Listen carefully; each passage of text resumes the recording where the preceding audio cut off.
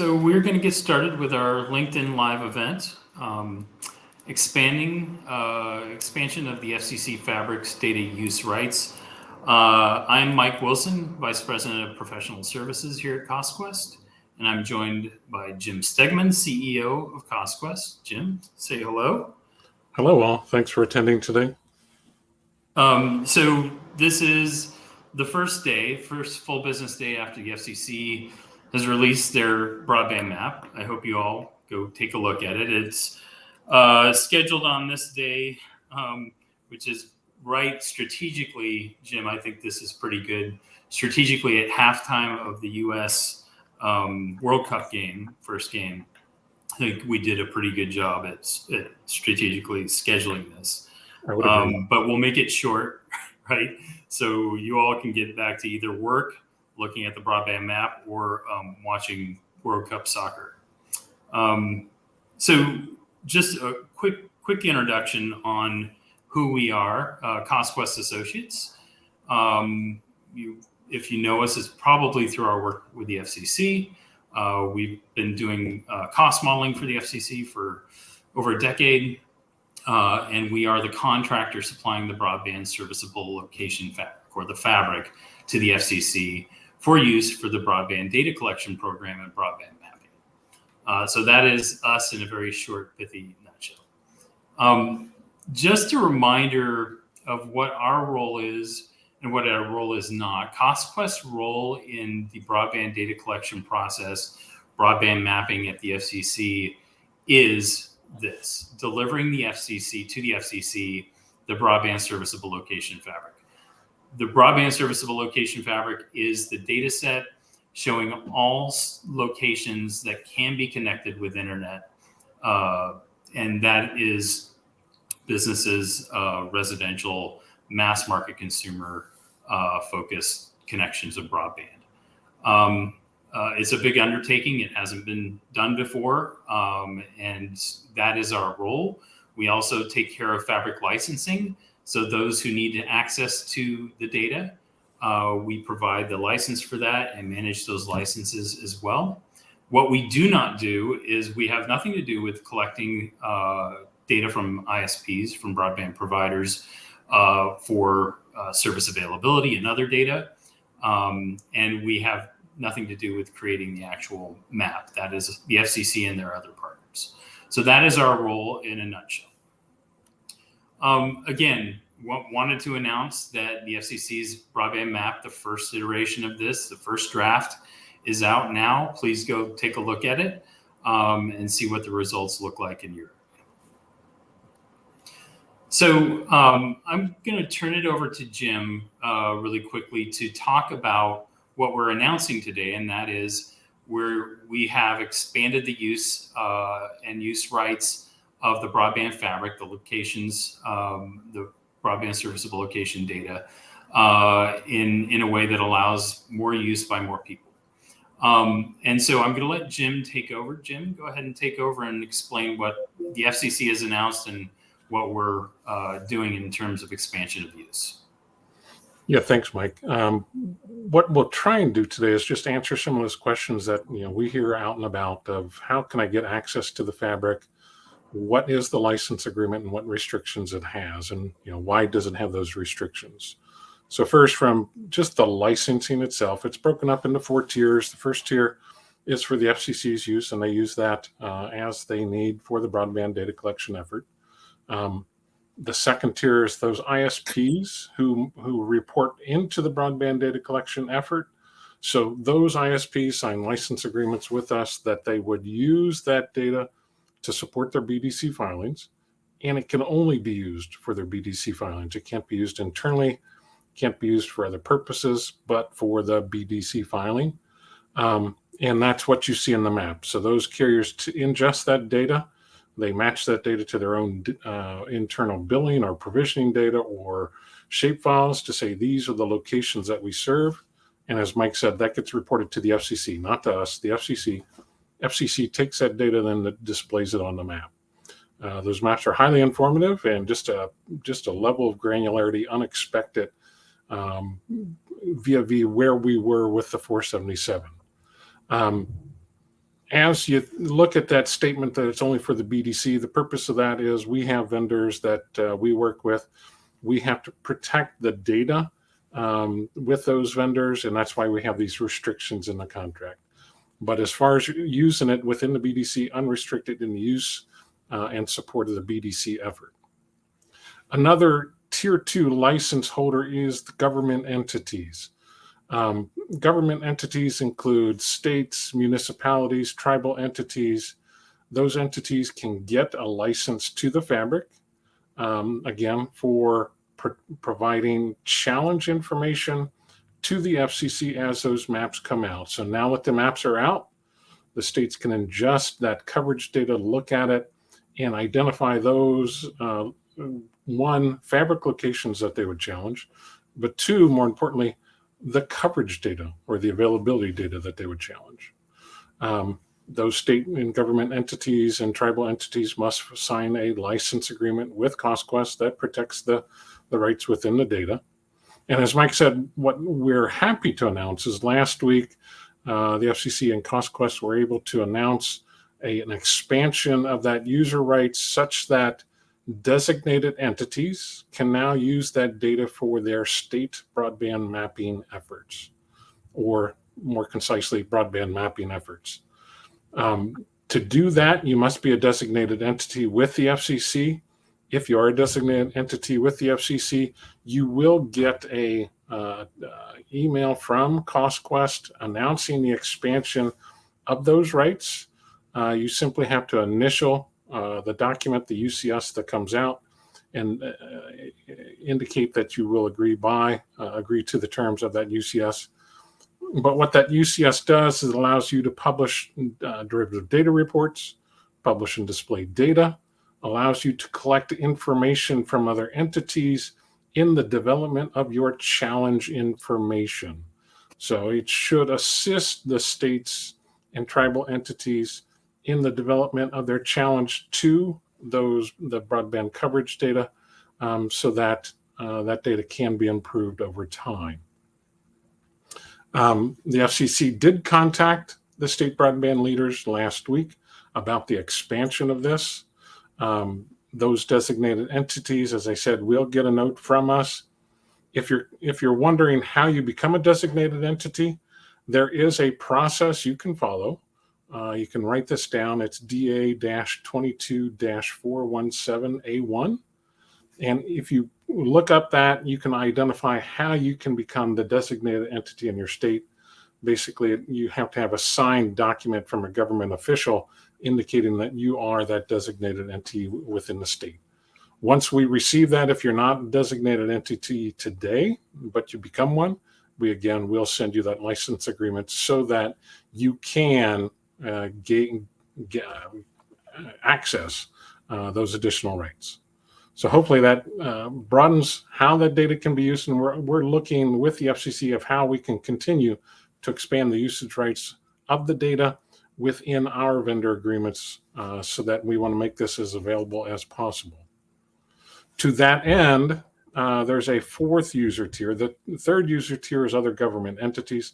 The last user tier is basically other interested parties, research institutes, colleges. Those entities can now gain access to the data. That Tier 4 was announced, I believe, last week. You can make a request through the BDC system to gain access to that. Once you make that request, we will then send you out the agreement that you must sign. Once you sign that agreement, then that data will be provided to you. It is restricted in use, just like all the other license agreements, for use within the challenge process and within the BDC efforts. And as with all the other tier agreements, there is no commercial use of that data, again, to protect the rights of our vendors that we obtain some of that data from.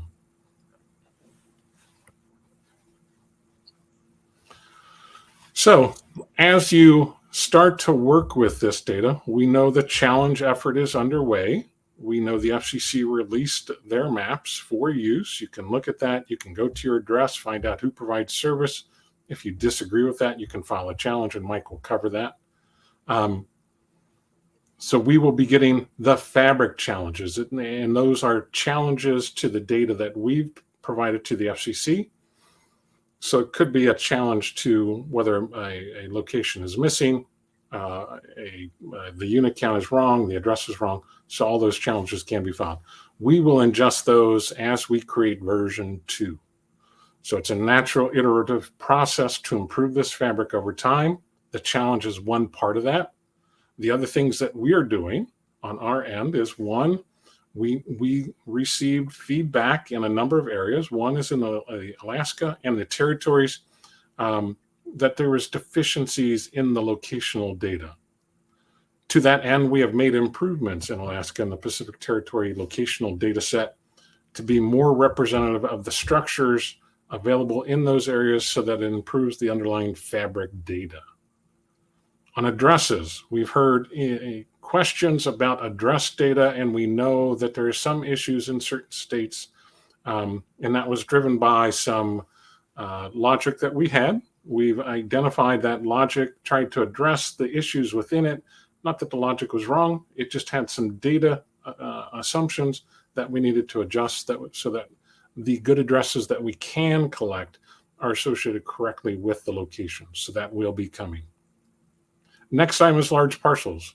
So large parcels are a challenge in just identifying the locations on it, because those large parcels can be quite large, millions of square meters, even up to billions of square meters on those parcels. And when those large parcels have multiple structures on it, the identification of whether it's a garage, a shed, a house, a business becomes more involved. And what we saw in version 1 was sometimes some of those large parcels were simply identified as a single location parcel based upon the information we saw about it. Subsequently, we made improvements to our processes to identify those large parcels and identify those large parcels as having multiple locations on it, so that those locations have multiple Fabric locations provided to the FCC in version 2. In doing that large parcel assessment, we reviewed more than 50,000 square miles of parcel data to improve that information. We've also gone through the effort of trying to clear out structured data that came to us from our vendor that was more, let's call it noise. A feature on the Earth's surface looked like a house, looked like a business, but in fact it wasn't. What we've done is we've gone through about 60,000 square miles of footprint to try and identify where there shouldn't be any structures, and we're able to clear that data out of the database. So we should get improvements from just some of the noise that may have passed through as locations. We've also manually, and not on this slide, we've actually visually verified more than 1 million parcels in the US between version 1 and version 2. This adds to our repository. We should be achieving about 2 million parcels that we have manually reviewed. Those parcels are the ones where our data is inconclusive or conflicting. And based upon that, we want to have someone's eyes on it to say, yes, it is a BSL, or no, it's not. So we're able to pull that in. And then finally, we have refreshed all of our data sources, and we are now able to pull in additional data into our process, that including building height. That will help us drive better results as to which locations on a parcel is the residential structure and which are not. And Jim, to just highlight how complex this is, we also have our own dedicated flights flying over portions of the U.S. to try to gather new imagery when the leaves are off the trees and there's no canopy or cover or clutter. Just kind of giving you a sense of how much work is involved in this, and improving the data is of paramount concern to us always. And it's an iterative process. And Mike, just to add to that, the Alaska and territory process, we had our team looking at every 1 square mile grid in Alaska where houses were identified or structures. That team, they actually manually edited our structure footprint data to make sure we weren't missing any, and to eliminate noise. So we do undertake extensive efforts just to improve the quality of the data release to release, because we know the importance of this information. Yeah, it can't be stated enough that AI, machine learning, cannot resolve all the issues and build this Fabric product. It takes human intervention, human discernment, and human eyeballs looking at imagery and engaging with local communities. To that end, I will also highlight for you all the importance of being involved in the challenge process. The challenge process related to the Fabric, again, CostQuest has nothing to do with the service availability challenges. That's through the FCC. So on the challenge of Fabric locations, the FCC has established a process by which parties can participate. Follow that process. Parties submit challenge to the FCC. The FCC owns the data and manages the adjudication or acceptance of those challenges. What we do is incorporate the accepted challenges back into the Fabric. So we're improving that quality of the Fabric location data so that when the FCC does collect their service availability data and produces a map, it is of the highest quality. So please go participate in the challenge process. It's important to getting this right. And lastly, just to kind of close out, we will take some questions. Just a reminder that this is an iterative process. It's a new process. This hasn't been done. You'll see that other countries are going to follow what the US is doing. The Broadband Data Act gave us a path forward. That was a bipartisan bill that put this in place. We're following that process, and this process is an iterative one. We're moving from an old mapping regime called the FCC Form 477 that was mapping broadband availability at a census block level. Just so you understand the scale, there are roughly just under 8 million census blocks in the US. So you're really mapping just 8 million locations in the 477 realm. Now with that Fabric version 1, there's 114 million locations you're mapping to. That is a big difference. As we look forward to Fabric 2, 3, 4, and beyond, we're going to get it better and better and better. And that number of locations will shrink and grow and probably get a little bit larger over time, but it'll get much more accurate. So trust that this is an iterative process that is going to improve by the things we're doing, but also the challenge process that you can participate in. And with that, I'm going to stop sharing my screen. I'll give you our contact information. If you need any support for any of these things that we talked about the Fabric, NBF support at CostQuest.com can help. But for all questions related to the BDC itself, please go check out the FCC site, check out their map, and engage them through that process. With that, we will see if we have questions that can be answered. So, any questions?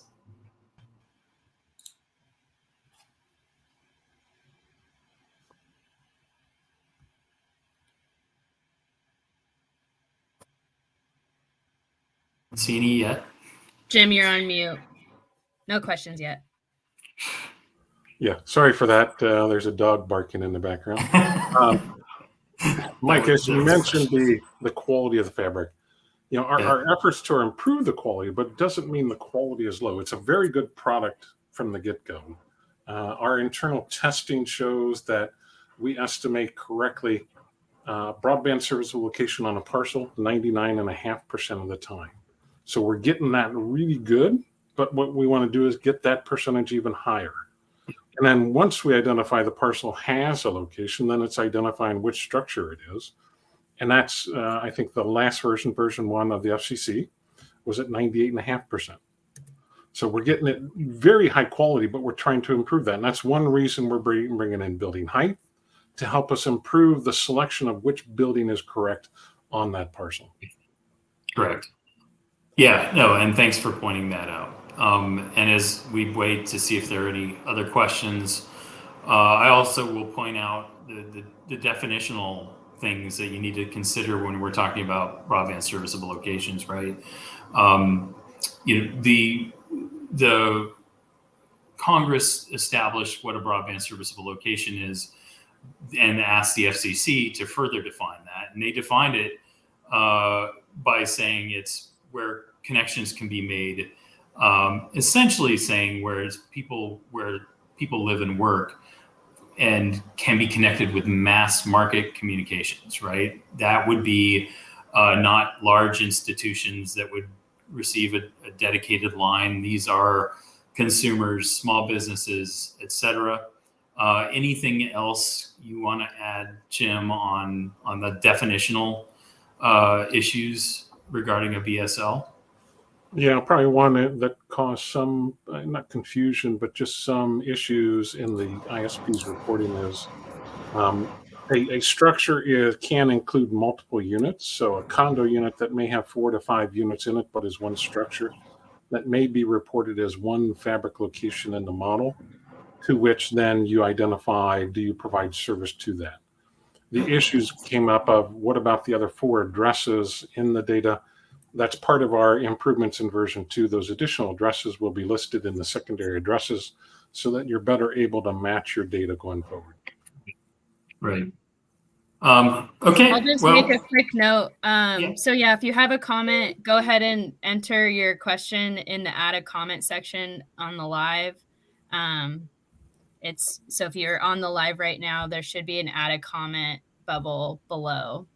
But yeah, we'll leave the floor open for a little bit longer. This is a great time to ask a question while you have us. So. And I will note, if we get questions, we'll answer those. But we will be having another event in December talking about fabric quality mapping issues, things like that. Sometime in December, and we'll also have one in January. So there's plenty of opportunity to engage with us and talk with us and ask your questions. With that, I think we'll probably close out for now. I don't see any questions in the board. Again, we look forward to having more of these events and engaging everybody who wants to listen in and ask questions. And you all enjoy your days and maybe go back to watching soccer or looking at the broadband map. Thanks, everyone. Yeah, thank you. Thank you. Bye.